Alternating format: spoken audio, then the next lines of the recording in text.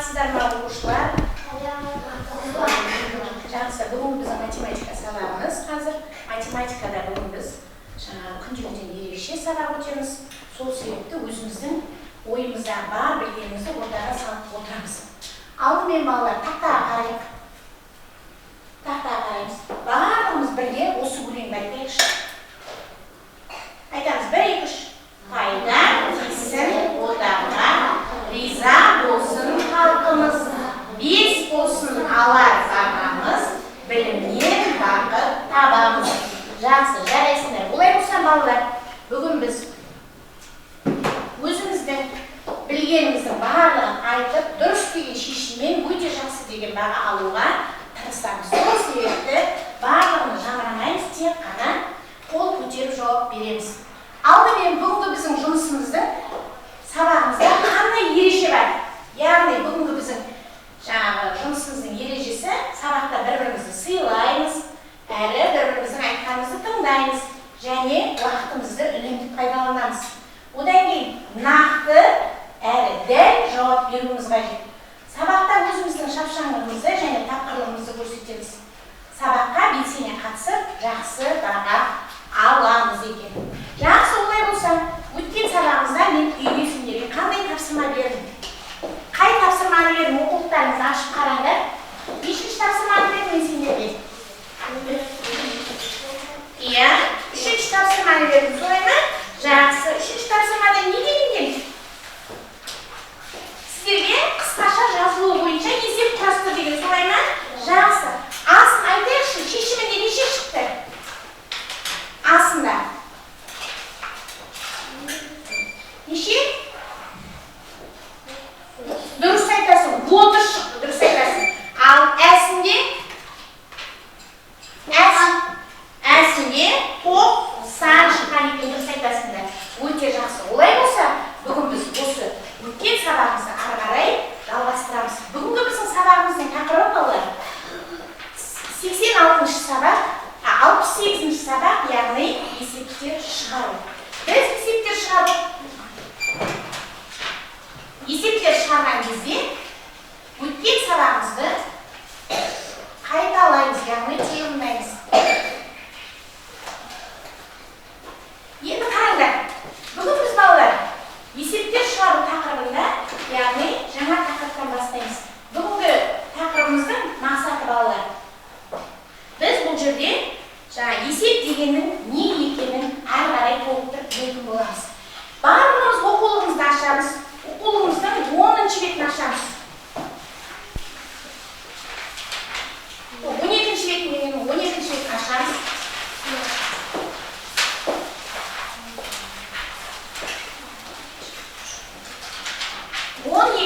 Таптық па балалар? Сол жерде 68-ші сабақтан кейін қандай тақырып жазылып тұр? Кітапқа қараңыз. Иә, қандай тақырып жазылып тұр? Иә? Дұрыс, есептер шығару деп тұр. Жақсы. Енді алдымен біз балалар бірінші тапсырманы қарайық. Бірінші тапсырманы қараймыз. Түрек тақтаға. Сіздің оқулығыңыздағы берілген тапсырма, яғни тақтада тұр. Бұл жерде балалар барлығымыз әр қалаға қыдырып, демалып барып көрдік па? Алматыға, Астанаға деген сияқты. Иә, жақсы. Ұшаққа мініп көрдік па? Ұшақ қандай жолмен жүреді? Қайдан, қалай жүреді? Қалай жеткізеді сіздерді? Ауамен. Иә, аспанмен жоғары көтеріп шығады, иә? Жақсы. Ұшаққа мініп көрдік, иә? Жақсы. Онда қанша адам болады? Көп адам болады, солай ма? Бірнеше адамдар болады екен. Олар қалай отырады? Бір-біріне қарама-қарсы отырады ма, әлде қатар-қатар отырады ма? Қатар-қатар отырады екен. Жақсы. Ұшақты кім жүргізеді олай болса? Ұшақты кім жүргізеді? Ұш жүргізеді екен, дұрыс айтасыңдар. Олай болса бүгін біз балалар ұшақпен серуенге шығамыз. Қайда шығамыз? Серуенге шығамыз. Олай болса балалар, бірінші тапсырмада сіздерге осы жерде есеп берілген. Сол есептің алдымен берілгенін сендер оқып, мұқият кітапқа қарап тыңдап отырамыз. Есепті оқы дейді. Шартын, сұлбасын толтыру үшін қандай деректер қажет? мен оқыдым. Ары қарай оқимыз. Ұшу кезінде балалар ойын ойнады.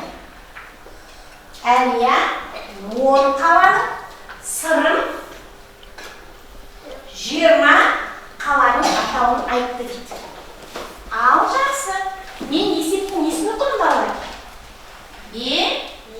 Берілгенін оқыдым. Жақсы. Осы жерде кімдер бар? Әлия бар және жоқ, кітапқа қараймыз. Сырым бар екен, Сырым бар екен. Жақсы. Енді қараңдар. Әлия неше қаланың мен? 10 қаланың атауын айтыпты. Ал Сырым 20 қаланың атауын айтыпты. Енді екеуі қанша қаланың атауын айтты? Екеуі бір қанша қаланың атауын айтты? 30. Оны біз қалай таптық? Қандай амал қолдандық?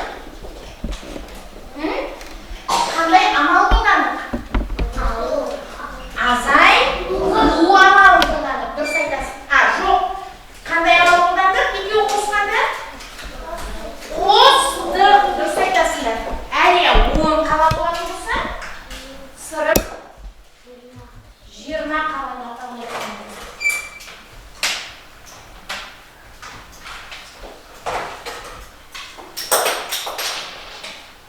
Жақсы. Бізде енді балалар екеуі бірігіп қанша қаланың атауын айтты дейді? 30. Мінекей. Біз балалар есептің шартын құрдық, солай ма? Ал енді бізден сұрап тұр. Нені сұрап тұр? Екеуінің қанша қаланың атауын айтқанын сұрап тұр, солай ма? Жақсы. Мен есептің берілгенін оқыдым, шартын құрдым. Енді не қалды? Сұрағын қойдым. Енді не қалды? Шешуі қалды. Шешуін табу үшін мен не істеймін балалар? Қандай амал қолданды жаңа біз? Нешеге нешені қостым мен? 10-ға 20-ны қостым. Сонда 30 болды. Біз айтасыңдар. Жақсы. Енді қараңдар. Шешу деген құрдым. Арғары не болады? Жауабы болады. Біз айтасыңдар. Жауабына мен не деп жазам? Жаңа нені сұрап еді бізден? Екеуінің қанша қаланың атауын тапқанын сұрап, солай ма? Екеуі 30 қаланың атауын тапқан екен. Жақсы. Енді осымен қосам балалар. Барлығымыз бірге дәптерімізді ашамыз. 1, 2, 3. Дәптерімізді ашайық, қолға қалам алайық, сабақта ашайық, жақсы. Ал дәптерімізді ашамыз балалар. Қолымызға қаламсағымызды аламыз. Дәптерімізді 7-ші бетін ашамыз. Ал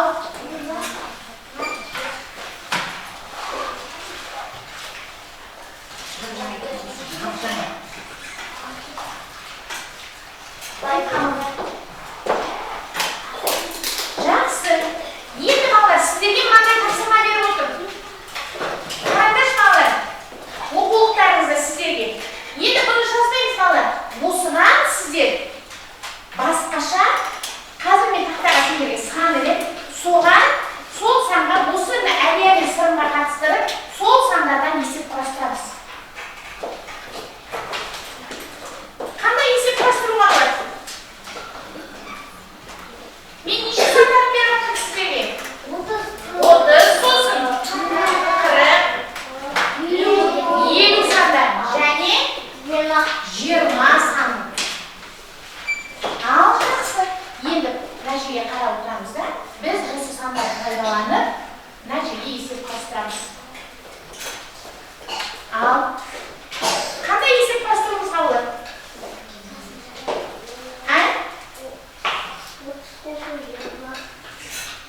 Әлия 30 қаланың атауын айтты. Сырым 20 қаланың атауын айтты. Жақсы, бұлай болса кім батырхан келіп тақтаға тапсыра ғой?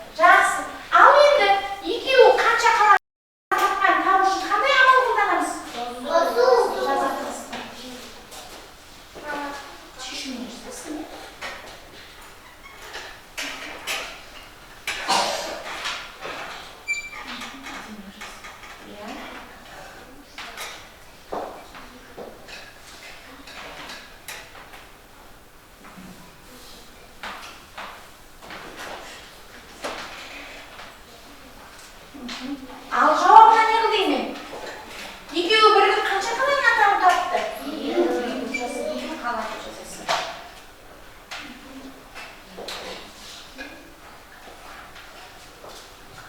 Елу қала жазасың, қала. Жазайшы кішкене.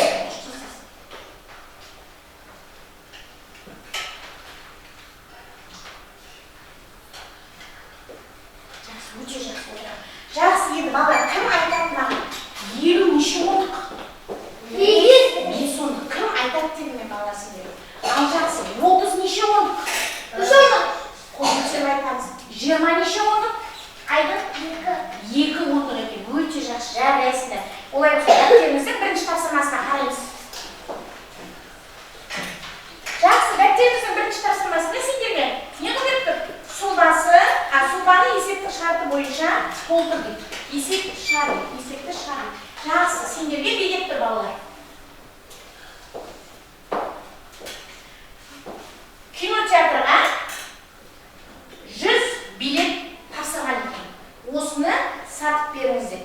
Енді қараңдар, сол 100 билет, болғаны 60 билет екен. Мультфильм көруге, түстен кейінгі кезеңге 60 билет алып кетті. Соны тек қана 20 билеті ғана өтіпті. Тек қана 20 билетін сатыпты. Енді сіздерден сұрап отыр. Сатушының қолында қанша билет қалды дейді. Ал қалай табамыз?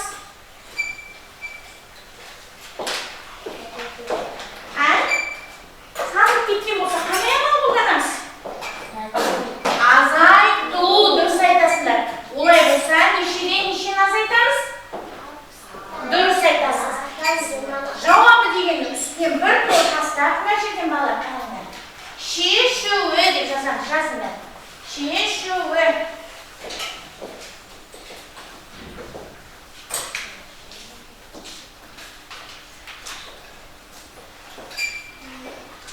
Шешуі.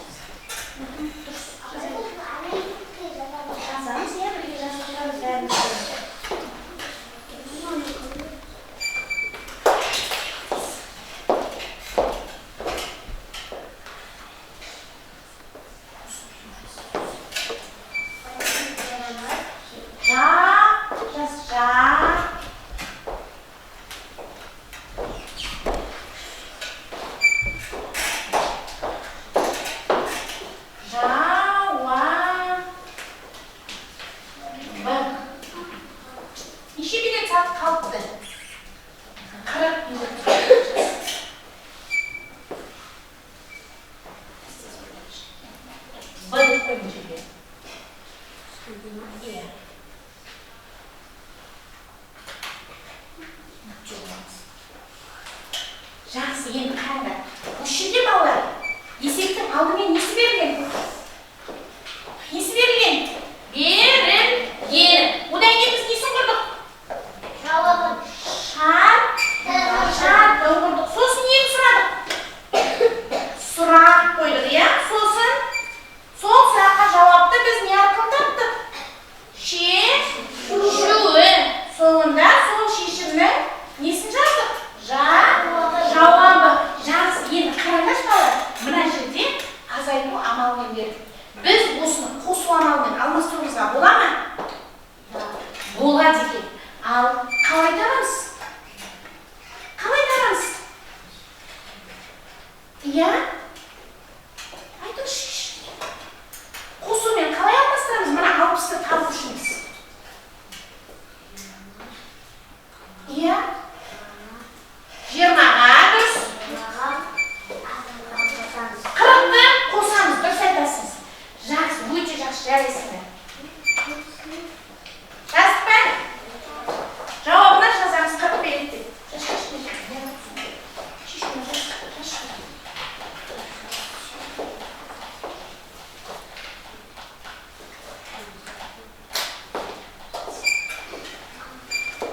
Түгел жазып болса, қалмаса қоямыз.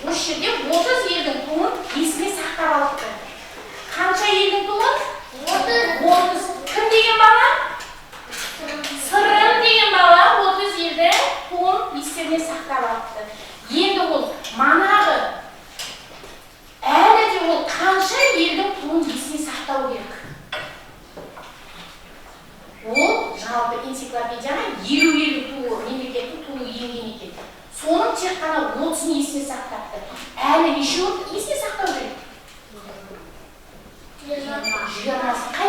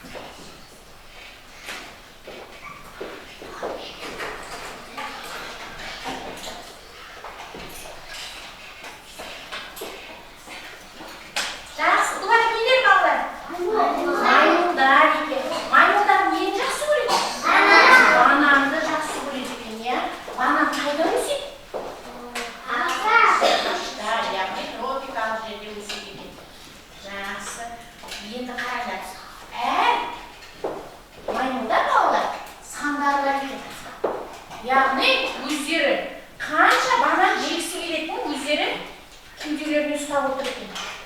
Көрдіңіз бе?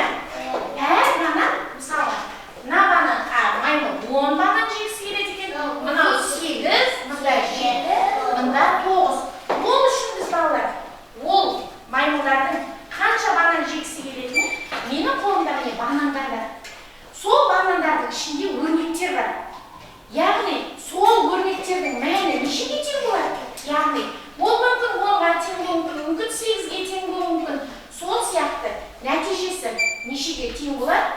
Соны апарып әр маймылдың қазиналарына салып береміз.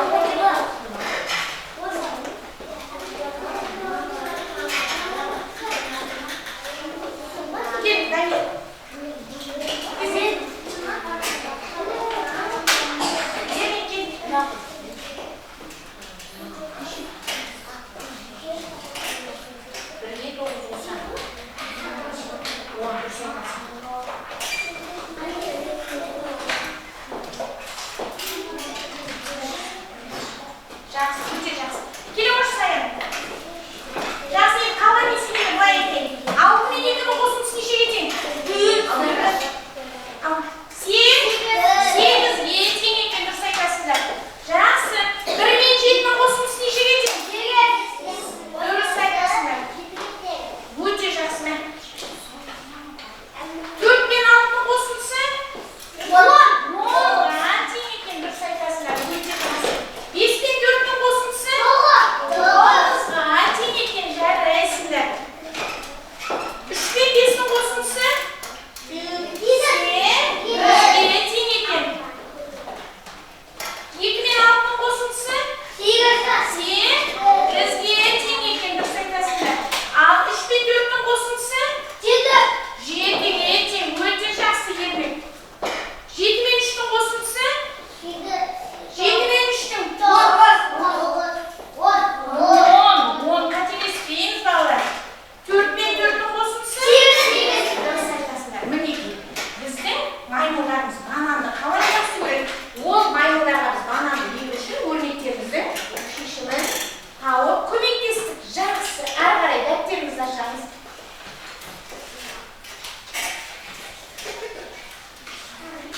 Сіздің дәптеріңізде балалар, екінші тапсырмаға бар ма?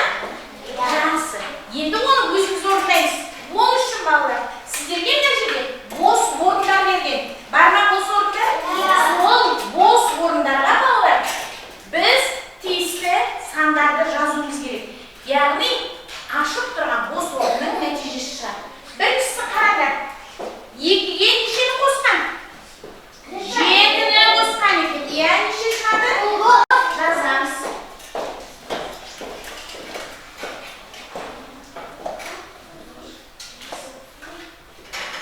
Дұрыс. Иә.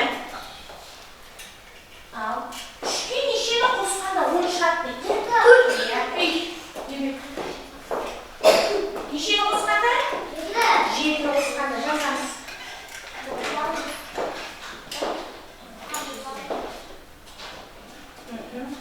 8-ге нешені азайтқанда 6 шығады? 2 шығады. Дұрыс. Дұрыс.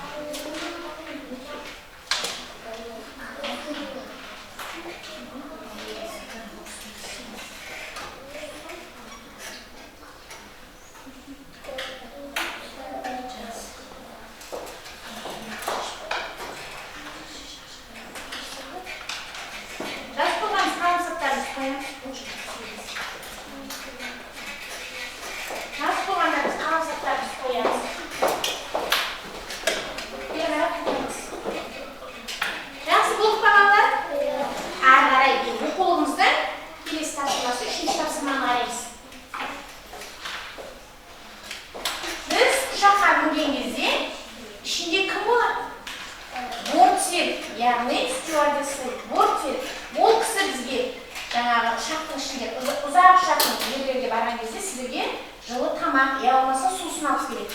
Сол сияқты мына жерде сіздерге үшінші тапсырмада осы борт серік сіздерге су алып келген екен. Енді қараймыз тақтаға балалар. Борт серіктер балалар жолаушыларға сусын ұсынды дейді. Әр қайсысы неше литр сусын әкелді? Біріншісін қараймыз. Есептейміз. Іштен есептейміз. Ал.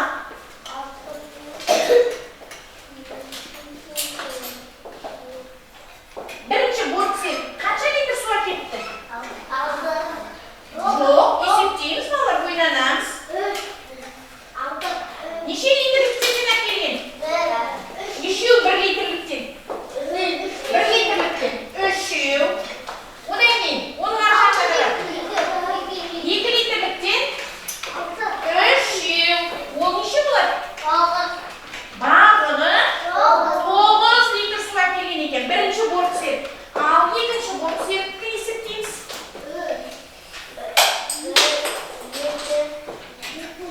Ал. Иә. Ол қанша литр су әкелді?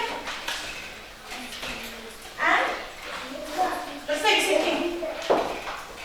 Дұрыстап есептейміз. Екінші қанша литр су әкелді? 2 литрліктен үшеу тұр. Үшеу. Және 2 литр үшеу емес қой? Төртеу. Ол қанша болады барлығы? 8 болады. Оған 1 литрлікті қосса? 9 екен. Жақсы. Енді қараймыз балалар. Бізге оны қараңдар. Не істейді соңында? Салыстыр дейді. Осы 2 борт серікті әкелген жолаушыларға әкелген суын салыстыр дейді. Ал екеуіне қанша литрден су әкелген? 9 литрден су әкелген екен. Олай болса, не екен олар? Екеуі тең болады екен. Тең.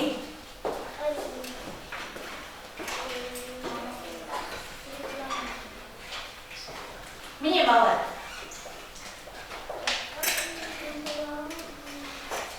Қандай таңба қоямын мен ортасына?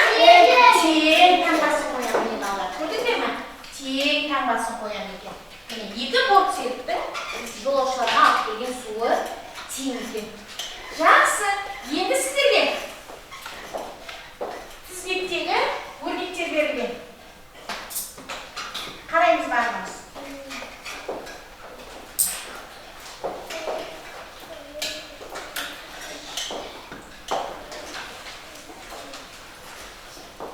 Жақсы. Оқулығымыздың 4-ші тапсырмасында балалар сендерге нені суреттер берілген? Глобус. Глобус дегеніміз не? Глобусты көргеніміз бар ма? Глобус деген балалар жер шарының кішірейтіп берілген несі екен? Сұлбасы, яғни үлгісі екен.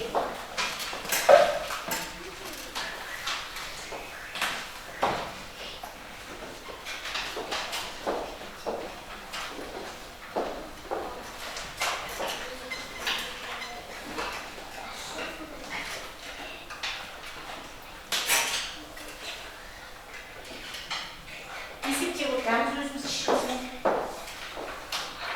Кітаптарымызға қарап есептеп отырамыз.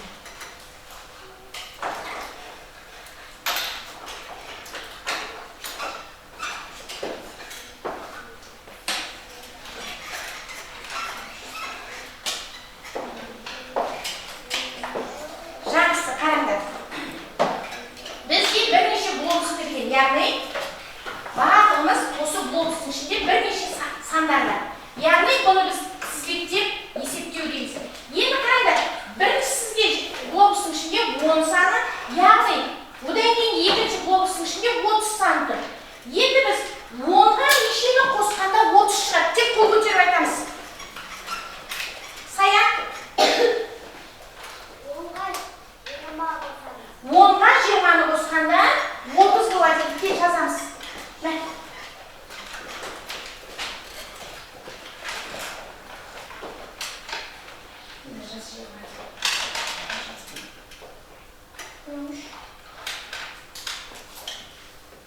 Жақсы, 10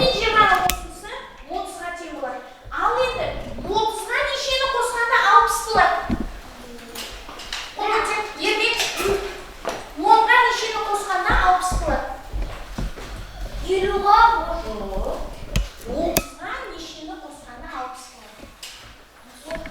Иә,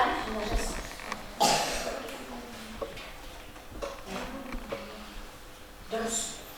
Жақсы, 30 пен 30-ның қосындысы 60-ға тең екен. Жақсы, енді 60-ға нешені қосқанда 100 болады? 60-ға нешені қосқанда 100 болады? Тыныш.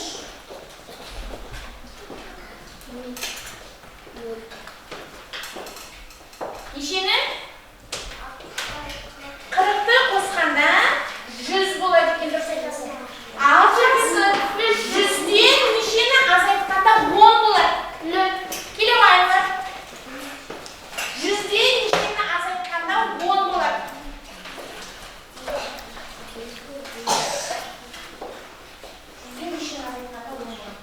Нешені? Жас. 90.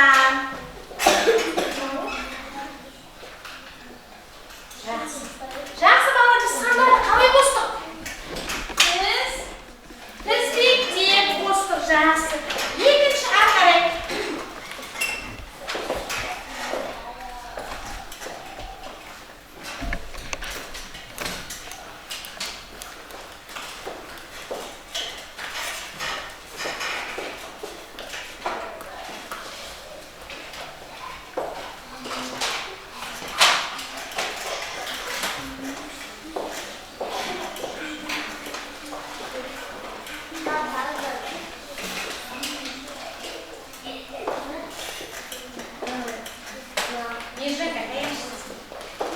Ал жақсы, енді келесісін қараймыз балалар.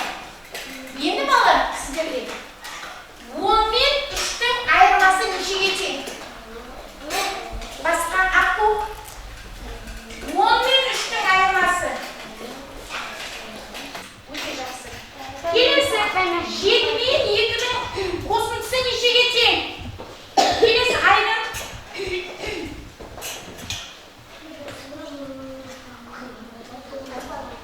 Неше болады 7 мен 2-нің қосындысы?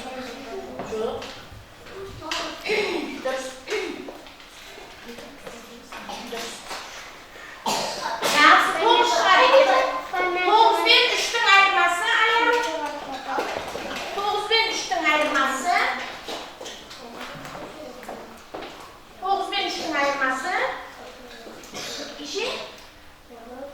9 мен 3-тің айырмасы. Неше? Неше? Ей, айырмасы дейді. Неше? Жақсы. 9 мен 3-тің айырмасы 6-ға тең екен. Ал енді 6 мен 3-тің айырмасы нешеге тең? Басқа. Аружан келе ал.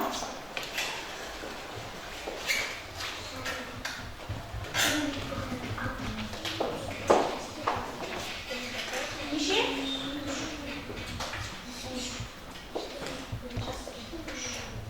Өте жақсы жарайсың. 3-ке тең екен. Өте жақсы жарайсыңдар балалар. Енді бағымыз бері қараймыз балалар.